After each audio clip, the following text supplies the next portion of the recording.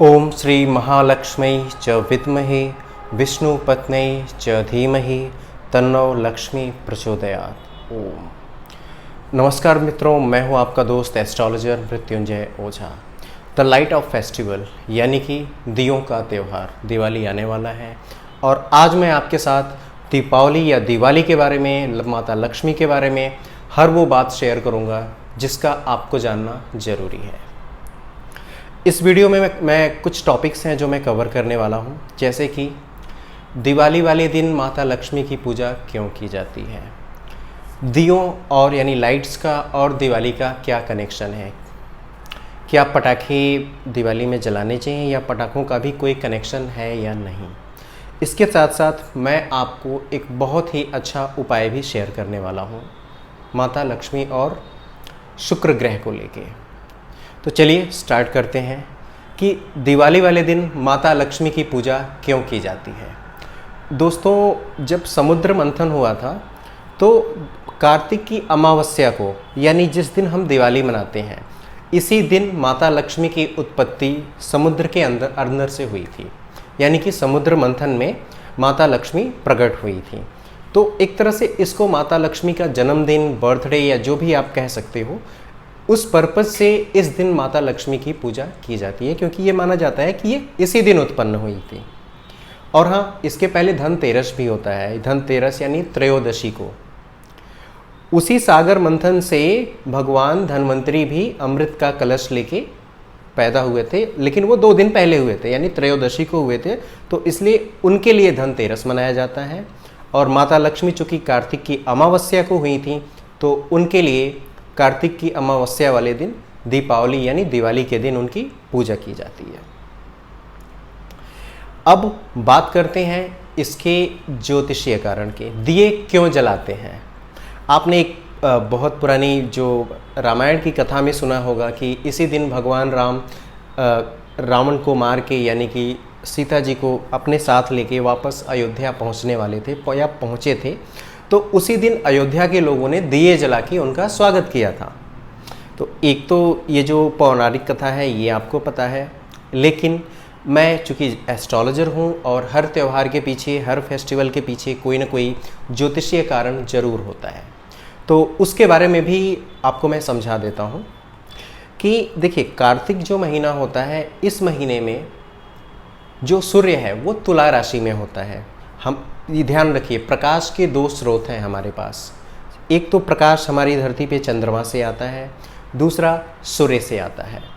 तो सूर्य चूँकि इस महीने में अपनी नीच राशि कहते हैं, जिसको नीच राशि यानी जिसका पावर कम हो जाता है, सूर्य को तुला राशि में नीच का माना जाता है। तो जो कार्तिक का महीना होता है उसमें सूर्य नीच का हो जाता है, पहला कारण। दूसरा, उसी में जब अमावस्या होती है तो जो प्रकाश का, लाइट का, पॉजिटिव एनर्जी का जो दूसरा ग्रह है चंद्रमा, मून, वो भी दिखाई नहीं देता। अमावस्या वाले दिन चंद्रमा दिखाई नहीं देता, इसीलिए उसको अमावस्या कहते हैं। तो सूर्य पहले से ही अपनी नीच राशि में है और चंद्रमा भी विलुप्त है, डिसअपीयर है।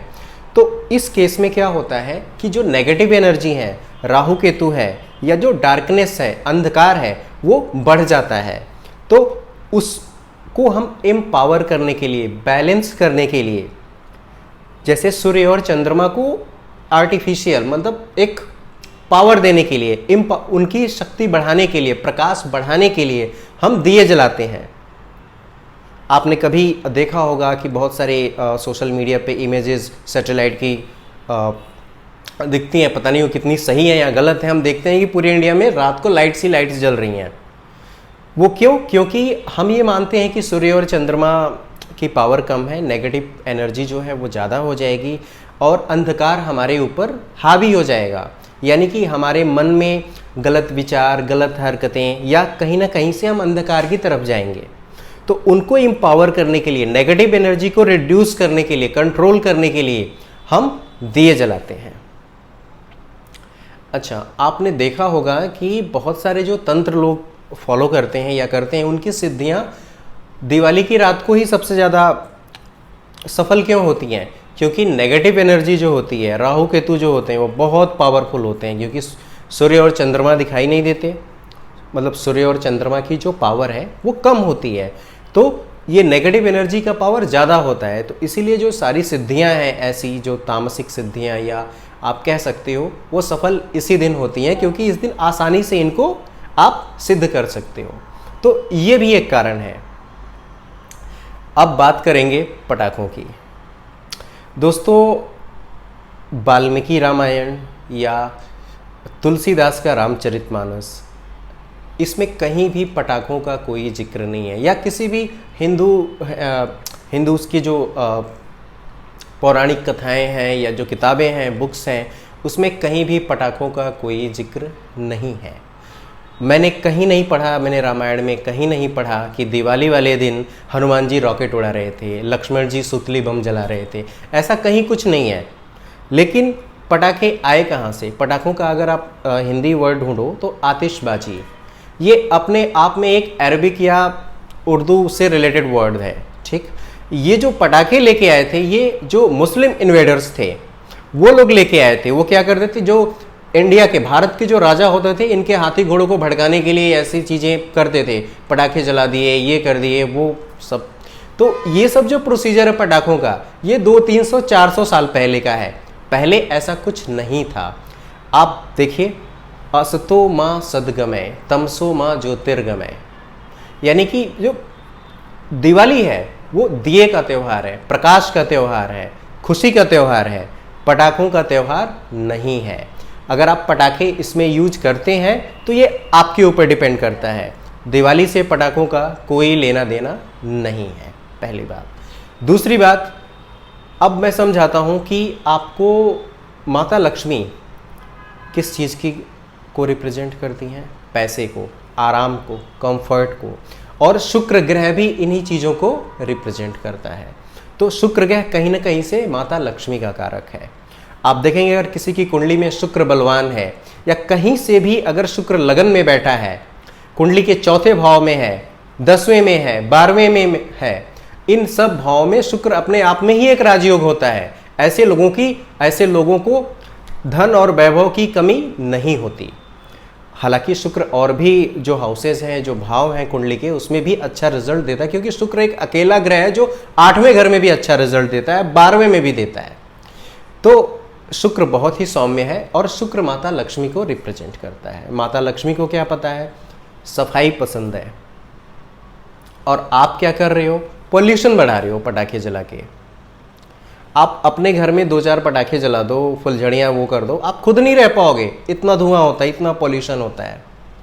तो कहीं ना कहीं से अगर आप पटाखे इस तरह से यूज कर रहे हैं, तो कहीं ना कहीं से आप माता लक्ष्मी को ही नाराज कर रहे हो, क्योंकि माता लक्ष्मी को गंदगी पसंद नहीं है, पॉल्यूशन पसंद नहीं है, साफ सुथरी जगह उनको अच्छी लगती है। और पटाखों का हमारे धर्म से या फेस्टिवल से, दिवाली से दूर दूर तक कोई लेना देना नहीं है। अब आप कहोगे कि अब मैं ये ज्ञान आपको दिवाली पे क्यों दे रहा हूँ, और भी तो लोग पटाखे यूज़ करते हैं, 25 दिसंबर को करते हैं, नए साल पे करते हैं, बिल्कुल करते हैं, पर ज़रूरी नहीं है ना कोई दूसरा गंदगी फैला रहे हो तो हम भी गंदगी करें।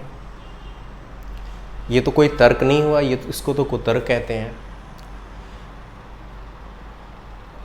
देखिए, पहले क्या होता था कि मैं मानता हूँ आपकी बात कि हिंदू फेस्टिवल्स को, चाहे होली हुआ, दिवाली हुआ, उसको टारगेट किया जाता है, लेकिन सबका समय आएगा, एक टाइम आएगा, आने वाला है कि जब पटाखे हर जगह से लगभग बैन किए जाएंगे, चाहे वो नया साल हो, चाहे 25 दिसंबर हो, चाहे दिवाली हो। अब इस पे पॉलिटिक्स भी लोग करते हैं।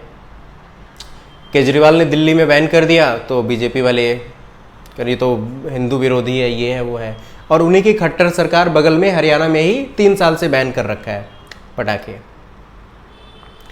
तो हमें इस पॉलिटिक्स में नहीं पड़ना है, हमारे लिए क्या सही है हमें वो करना है। और मेरे हिसाब से आप बच्चों की खुशी के लिए या कुछ थोड़े बहुत आप यूज कर सकते हैं, लेकिन उसका कोई दिवाली से कोई कनेक्शन नहीं है। बहुत ज़्यादा प्रयोग मत कीजिए, ज़्यादा अच्छा रहेगा। दोस्तों, बात करेंगे अब उपाय की। तो जो मैं उपाय आपके साथ शेयर करने जा रहा हूँ, इस उपाय से आपको आपकी आर्थिक स्थिति यानी फाइनेंशियल कंडीशन आपकी बेहतर होने में आपको मदद मिलेगी।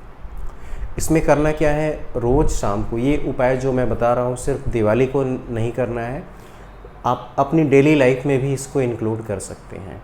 यानी रोज़ शाम को दिन डूबने के बाद अपने ऑफिस में या अपने घर में माता लक्ष्मी के सामने घी का दिया जलाएं और माता लक्ष्मी का जो गायत्री मंत्र है उसको कम से कम 5 बार जरूर पढ़ें।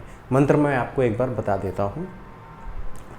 ओम श्री महालक्ष्मी च विद्महे विष्णुपत्ने च धीमहि तन्नो लक्ष्मी प्रचोदयात्। ओम, ये मंत्र है, सिंपल सा मंत्र है, आप इसको गूगल कर सकते हैं, आपको लिरिक्स पूरी मिल जाएंगी और आप इसको ज़रूर पढ़ें। इसके साथ साथ मैंने आपको थोड़ी देर पहले बताया माता लक्ष्मी को सफाई बहुत पसंद है, डिसिप्लिन भी पसंद है, तो सुबह बहुत देर तक नहीं सोना है, यानी कि बहुत लेट तक लोग सोते रहते हैं। इस चीज़ को आपको अपनी डेली लाइफ से अवॉइड करना है और अपने आप को और अपने घर को साफ़ सुथरा रखना है। यहाँ तक कि डस्टबिन भी आपके घर का साफ़ सुथरा रहना चाहिए। साफ़ कपड़े पहनिए, कटे फटे कपड़े अवॉइड करने हैं, साफ़ सुथरा रहना है। और सबसे अच्छी बात है कि जो मैंने अभी आपको पहले बताया था कि पॉल्यूशन के लिए क्यों मैंने बताया था पटाखों के प्रयोग से माँ लक्ष्मी नाराज़ हो सकती हैं, उसका लॉजिक और रीज़न यही है क्योंकि माता लक्ष्मी को सफाई पसंद है, साफ़ सुथरी चीज़ें पसंद हैं। तो अगर आप पहले से ही एयर पॉल्यूशन करोगे, नॉइज़ पॉल्यूशन करोगे तो उससे हो सकता है। ये भी एक कारण था जिसके लिए मैंने आपको बताया कि पटाखे का प्रयोग क्यों नहीं करना चाहिए ज़्यादा। ठीक, तो अब बात करते हैं डेली लाइफ में जो उपाय आप कर सकते हो। दोस्तों, माता लक्ष्मी जो हैं वो पैसे की कारक हैं, धन की हैं। पैसे को सही जगह पे इन्वेस्ट कीजिए, सही जगह पे आप लगाइए। पैसे का संचय, सेविंग करना सीखिए। ये एक आदत डालिए अपनी पैसे बचाने का। पैसे का सदुपयोग करें, सही जगह पे प्रयोग करें। ऐसा नहीं सिर्फ पैसे बचाने हैं, पैसा खर्च भी करना है। लेकिन चूँकि आप देखिए शुक्र जिसकी कुंडली में 12वें घर में होता है उसके पास पैसा आता भी और वो खर्च भी करता है। तो लक्ष्मी चलायमान है, आप इनको स्टोर करके नहीं रख सकते। तो पैसे खर्च भी करने हैं लेकिन सही जगह पे करने हैं, सदुपयोग करना है। ठीक, तो ये छोटी छोटी बातें हैं जो आप अपने दिमाग में रखिए, फॉलो कीजिए और मुझे उम्मीद है माता लक्ष्मी की कृपा आप पे बनी रहेगी। तो वीडियो अच्छा लगा तो शेयर कीजिए, सब्सक्राइब कीजिए, फॉलो कीजिए और मिलते हैं किसी और वीडियो में। तब तक के लिए जय माँ लक्ष्मी।